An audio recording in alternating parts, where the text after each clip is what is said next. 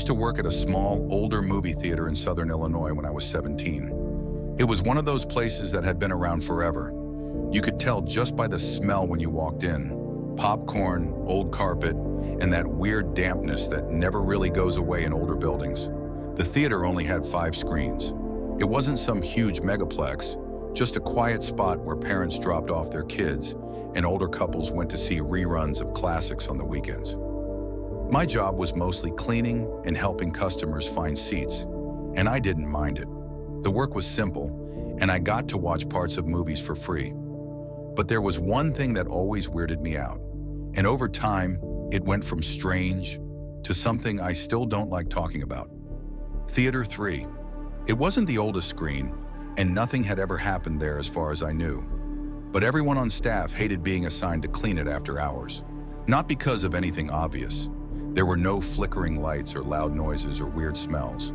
It was just off. Specifically, row E. Row E was halfway up the seats, right in the middle, and guests would complain about it constantly. At first, it was stuff like, "Can I move seats? Someone keeps coughing behind me." Or, "I think someone's talking during the movie, and it's coming from over there." We'd go in to check, but the row would be empty. Every single time. Once a guy came out halfway through a showing, pale and visibly shaken. He said there was a woman in a hoodie sitting in E5 who wouldn't stop staring at him. Just locked eyes. He asked us to kick her out. But when I went in, nobody was there. Not just in that seat, the entire row was empty. When I told the guy, he just nodded slowly and left the theater.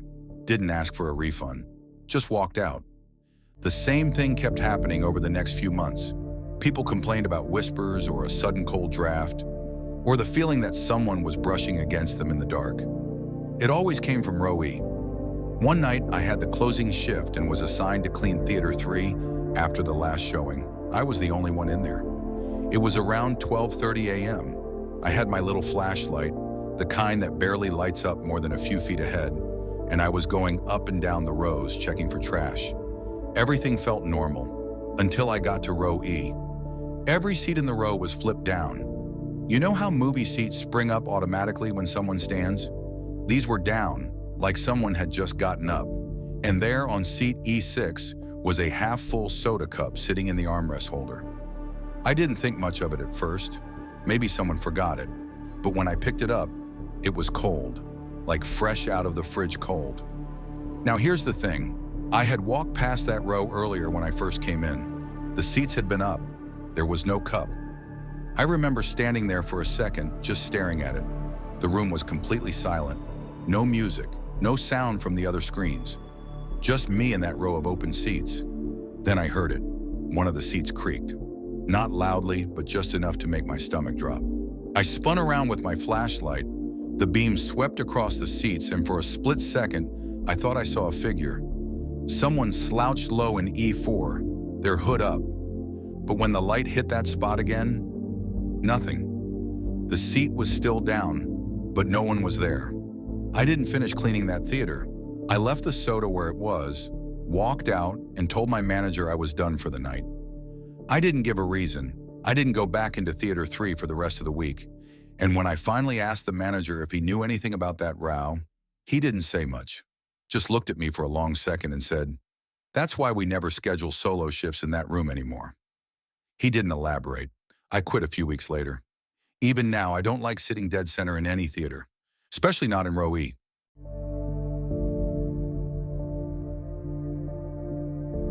I used to work as a projectionist at a mid-sized movie theater in Texas. It wasn't a glamorous job. Most people don't even realize theaters still use projectionists, but it paid well enough, and I liked being left alone in the booth.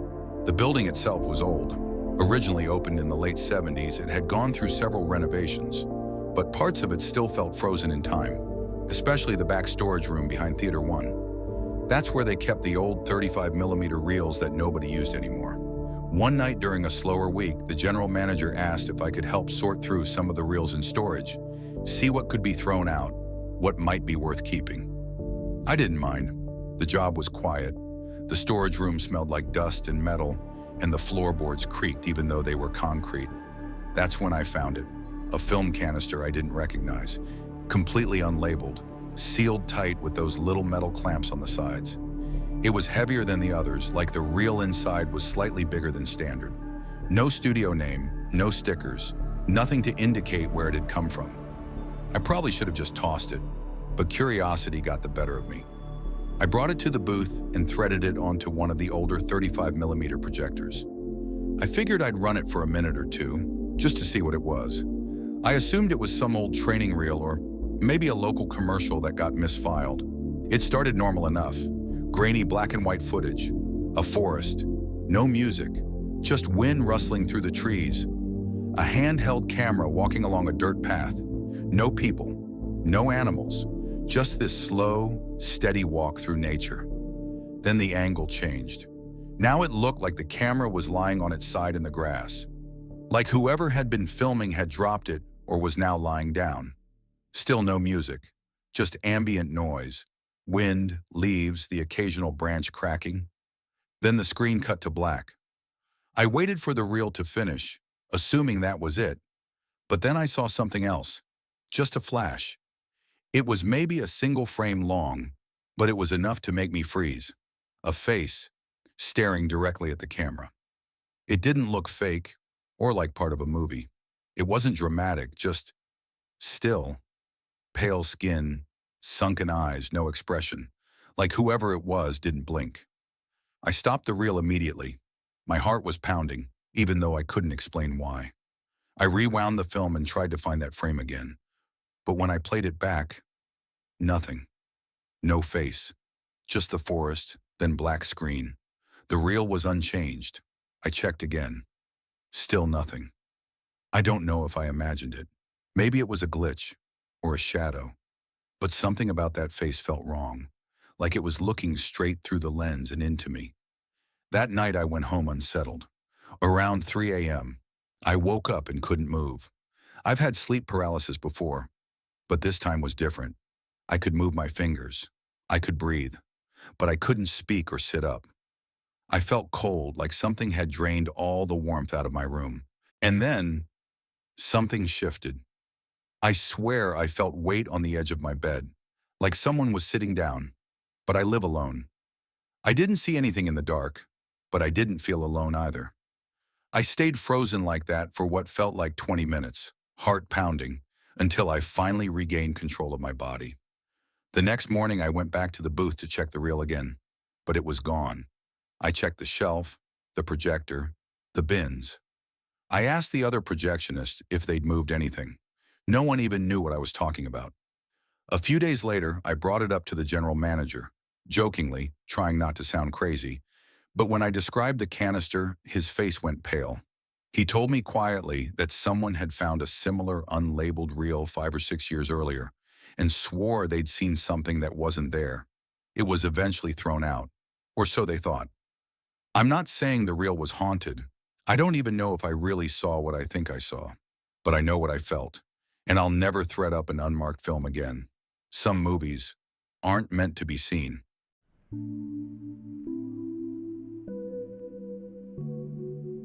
A few years ago, I got promoted to general manager at a small-town theater in upstate New York.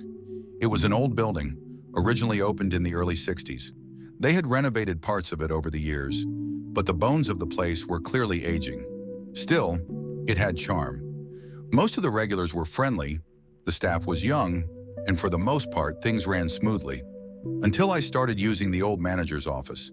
It was tucked away in the far back of the building, past a hallway most customers never saw. Technically, there was a newer office closer to the main lobby, but that one had limited space and no lock. The old one had everything I needed: filing cabinets, a working landline, even a small TV hooked into the internal security feed. The previous manager had passed away in that room. Heart attack, according to HR. He was found slumped in the desk chair, with the security monitor still flickering. I didn't think much of it at the time, but the staff, they didn't like talking about him. Whenever his name came up, they'd get awkwardly quiet or change the subject. One of the assistant managers once casually told me, "You know, most of us don't go near that office after hours." I asked why. He just shrugged and said, "You'll see." At first, I thought it was just superstition, some creepy story passed down from old employees. But after my first full week working late in that room, I started to notice patterns. Every night, like clockwork, the light in the office would flicker, always at 11:17 p.m. It wasn't random. It wasn't faulty wiring. The overhead bulb would buzz and dim for exactly 3 seconds. Then it'd go back to normal. I joked about it to the staff. Nobody laughed. A few days later, while going through time cards on the computer, I glanced at the security monitor in the corner. It was cycling through the theater feeds automatically. When it got to Theater 5, I froze. There was someone standing in the front row. They weren't facing the screen. They were just standing, motionless, staring toward the projection window. No movie was playing at the time. The room was empty, supposed to be empty. I blinked, and the camera feed changed to the next theater. I quickly cycled back to Theater 5, but now the screen was pitch black. The lights were off. I went down to check myself. Theater 5 was dark and cold, like the AC had been running on full blast. No one was inside. I checked the seats, the exit doors, nothing. No one had accessed that auditorium in hours. I tried to shake it off, but the feeling didn't leave. The next night, I brought a cup of coffee to the office and kept the door open while I worked. Around 11:15, I turned down the hallway to use the restroom. As I stepped out, I saw something out of the corner of my eye. The office door had slowly started to close. Not all the way, just enough to make a sound. The kind of sound that makes your chest tighten. I stood there for a moment, waiting to see if maybe the AC had kicked on and caused a draft. But nothing else moved. I walked slowly back to the door, pushed it open wider, and stopped. The office chair, the one the old manager died in, was slowly spinning. Not fast, just a steady, slow rotation, like someone had just stood up from it a moment earlier. I didn't move. I just watched it finish a full circle. I checked the air vent. Nothing was on. The room was dead still. I grabbed my bag and left everything else behind. I didn't clock out. I didn't lock up. I just left. The next morning, I came back before opening hours, trying to convince myself I had imagined it. But when I walked in, the chair was facing the security monitor. And the monitor? It was stuck on Theater 5. I asked the regional director if I could switch offices, citing equipment issues. He approved it, no questions asked. That was my last time in that room. A few months later, a new hire told me he'd seen someone walking into the old manager's office late one night. A man in a button-up shirt. Looked older, he said. He assumed it was me. But I wasn't even in the building that night. The theater shut down last year. COVID killed what little business we had left. They're demolishing it soon, apparently. But I still think about that chair and the camera feed and how even now I can't bring myself to sit in an office with the door closed at night. Some people punch out, others never leave. Movie theaters are supposed to be safe, familiar places. But as these stories show, even the most ordinary settings can hide something deeply unsettling. If you made it this far, you're probably into true horror stories that stick with you. And there's more where that came from.